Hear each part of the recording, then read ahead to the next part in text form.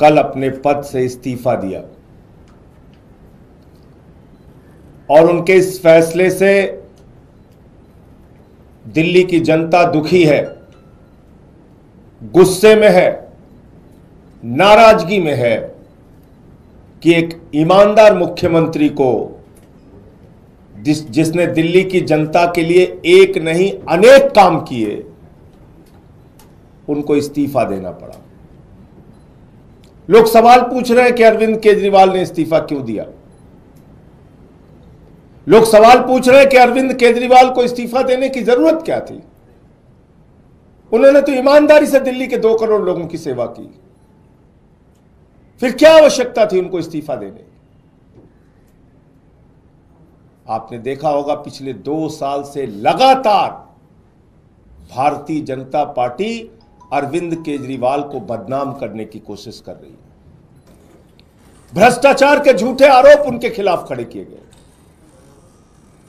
बेबुनियाद निराधार जिसमें 1 रुपए का सबूत नहीं मिला, ऐसे आरोप उनके ऊपर लगाए गए। बीजेपी वालों ने उनको भ्रष्टाचारी कहा, उनकी ईमानदारी पर सवाल उठाया। कोई आम नेता होता, कोई मोटी चमड़ी वाला नेता होता, उसको कोई फर्क नहीं पड़ता, वो अपनी कुर्सी से चिपका पड़ा रहता।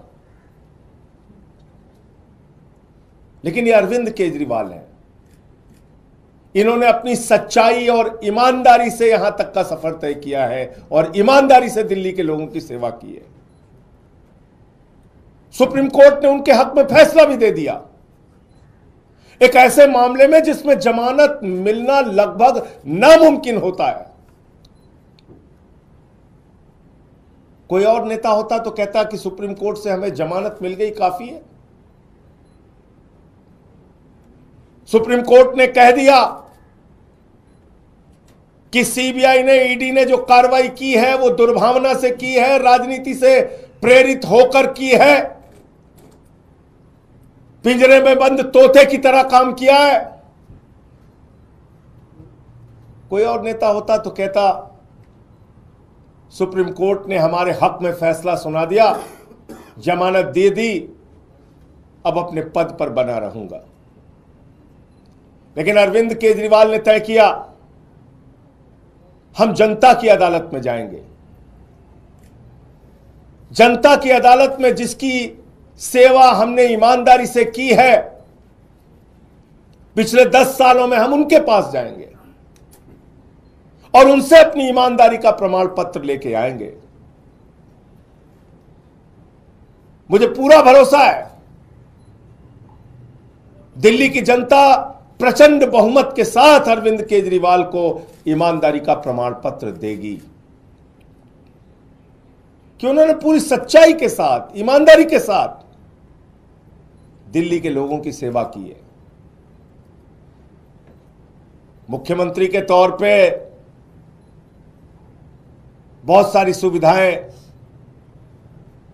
किसी भी व्यक्ति को मिलती हैं,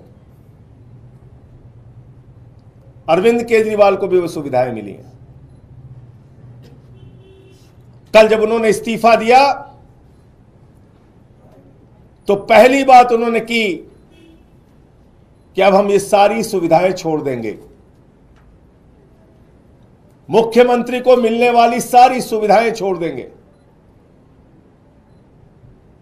बाकी नेताओं की हालत हम जानते हैं, अगर कभी किसी पद पे पहुंच गए, कोई सुविधा मिल गई तो उसको नहीं छोड़ने के लिए सालों साल लड़ाई लड़ते हैं, घर से मकान से चिपके रहते हैं। लेकिन अरविंद केजरीवाल ने फैसला किया है कि उन्होंने कहा हम अपना मकान खाली करेंगे, हम अपना घर खाली करेंगे, 1 हफ्ते के अंदर हम अपना घर खाली करेंगे। उनकी सुरक्षा को लेकर भी सवाल है, एक नहीं कई बार उनके ऊपर हमले हुए। हमने उनसे कहा, समझाने की कोशिश की कि आपकी सुरक्षा को खतरा है, कई बार आप पे हमला हो चुका है, मां बाप घर में थे उस वक्त भी उनके घर पे हमला हो चुका है। भारतीय जनता पार्टी के लोगों ने हमला किया है। कई बार उनको शारीरिक नुकसान पहुंचाया गया, कहीं कालिक फेंकी गई, कहीं हमला किया गया, चोट पहुंचाई गई। ये सारा कुछ हुआ अरविंद केजरीवाल के साथ। उनके बूढ़े मां बाप हैं, उनकी पत्नी है, उनके बच्चे हैं, उनकी सुरक्षा को लेके हम सब चिंतित हैं। हमने समझाने की कोशिश की कि ये घर सिर्फ मुख्यमंत्री के तौर पे ही नहीं बल्कि आपकी सुरक्षा की दृष्टि से भी जरूरी है। लेकिन उन्होंने तय किया कि हमारी रक्षा भगवान करेगा, ईश्वर करेगा। मैं 6 महीने जेल में रहा, खूंखार अपराधियों के बीच में रहा, लेकिन बावजूद इसके ईश्वर ने मेरी रक्षा की, ईश्वर ही मेरी रक्षा करेगा, मुझे घर की कोई चिंता नहीं। तो उन्होंने घर छोड़ने का फैसला किया। घर छोड़ के लोगों के बीच में रहेंगे, आम लोगों के बीच में रहेंगे। अभी तय नहीं है कहां रहेंगे, लेकिन आप सबके प्यार से, आशीर्वाद से कोई ना कोई ठिकाना तय होगा जहां पर वो रहेंगे। लेकिन सवाल आज अरविंद केजरीवाल मात्र का नहीं है, सवाल है दिल्ली की 2 करोड़ जनता का।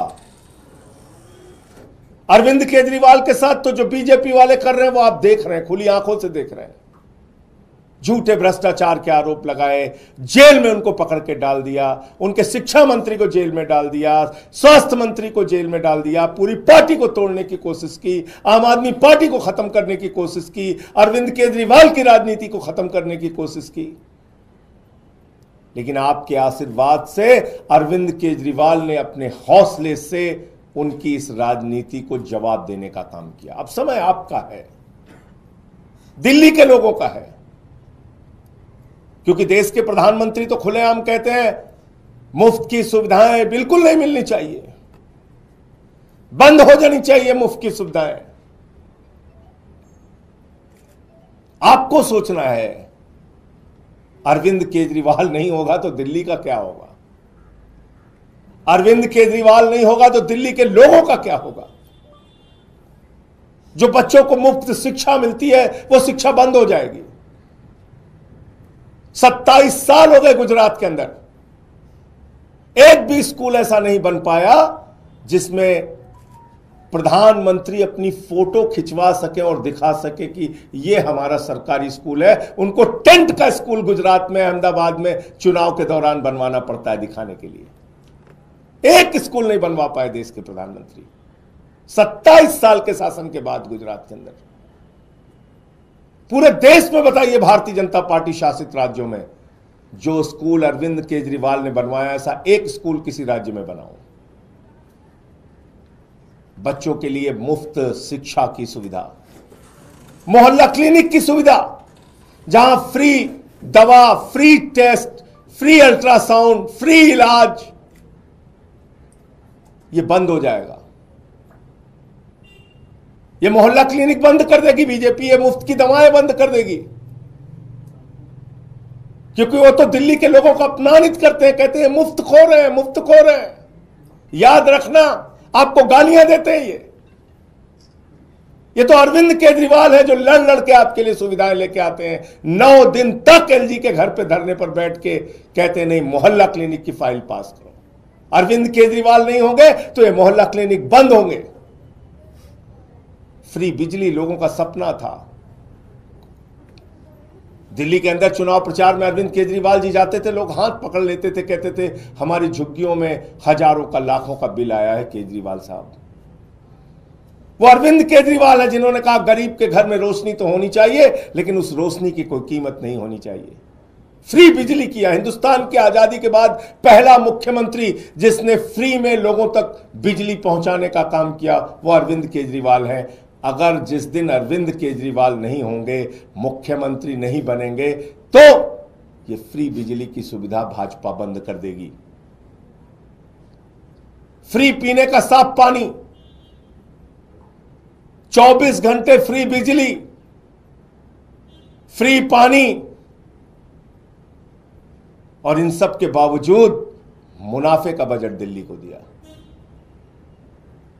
माताएं बहनें जो हमारी मजदूरी करती हैं, हमारी बच्चियां जो कॉलेज में जाती हैं, जिसका पिता रिक्शा चलाता है, ठेला लगाता है, वो सुबह उठता था तो अपनी जेब की तरफ देखता था। बेटी को स्कूल भेजना है, कॉलेज भेजना है, जेब में पैसा होगा तो बेटी कॉलेज जाएगी, वरना नहीं जा पाएगी।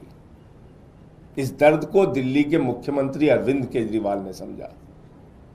उन्होंने कहा बेटियों के लिए, माताओं बहनों के लिए, मजदूरी करने वाली हमारी माताओं के लिए बस की यात्रा फ्री होगी। केजरीवाल नहीं होंगे तो ये बस की यात्रा की फ्री सुविधा खत्म होगी। इसलिए दिल्ली के लोगों आपको तय करना है, ये सारे काम, फ्री बिजली, फ्री पानी, फ्री शिक्षा, फ्री इलाज, मोहल्ला क्लिनिक, माताओं बहनों के लिए बस की फ्री यात्रा, और बुजुर्गों के लिए श्रवण कुमार बनके उनकी तीर्थ यात्रा कराने का जो संकल्प और काम पूरा किया है अरविंद केजरीवाल ने, भारतीय जनता पार्टी ये सारी की सारी सुविधाएं बंद करेगी, समाप्त करेगी, क्योंकि देश का प्रधानमंत्री और बीजेपी का सबसे बड़ा नेता नरेंद्र मोदी जी वो कहते हैं घूम घूम कर कि मुफ्त की सुविधा समाप्त होनी चाहिए, खत्म होनी चाहिए, मुफ्त की सुविधा तो मिलनी ही नहीं चाहिए। ये तो केजरीवाल है जिन्होंने कमाल करके दिखाया। सारी सुविधाएं देने के बावजूद मुनाफे का बजट दिया दिल्ली में। केजरीवाल ने एक नहीं अनेक बार कहा है कि दिल्ली के अंदर अब तक जो सरकारें थीं उन्होंने आपको धोखा देने का काम किया। खजाने में पैसे की कमी नहीं है, सरकारों की नीयत में कमी थी, और उन्होंने साफ नीयत से, ईमानदारी से दिल्ली के लोगों की सेवा की। तो अब दिल्ली के लोगों को तय करना है, दिल्ली के लोगों को अब संकल्प लेना है, दिल्ली के लोगों को अब जवाब देना है। जनता की अदालत में अरविंद केजरीवाल जी जाएंगे, और मुझे पूरा यकीन और भरोसा है कि जनता की अदालत से अपनी ईमानदारी का प्रचंड बहुमत का प्रमाण पत्र लेके आएंगे। हिंदुस्तान के इतिहास में पहला नेता है, पहले नेता है अरविंद केजरीवाल जो सीना ठोक के कह रहे हैं ईमानदार हूं तो वोट देना, ईमानदार नहीं हूं तो वोट मत देना। अपनी ईमानदारी के नाम पर वोट मांग रहे हैं, अपनी सच्चाई के नाम पर वोट मांग रहे हैं, अपने काम के नाम पर वोट मांग रहे हैं। एक नेता पूरे हिंदुस्तान की राजनीति में, पूरे इतिहास में बता दो आप। तो इसलिए अब वक्त है दिल्ली के 2 करोड़ लोगों का, उनको जवाब देने का।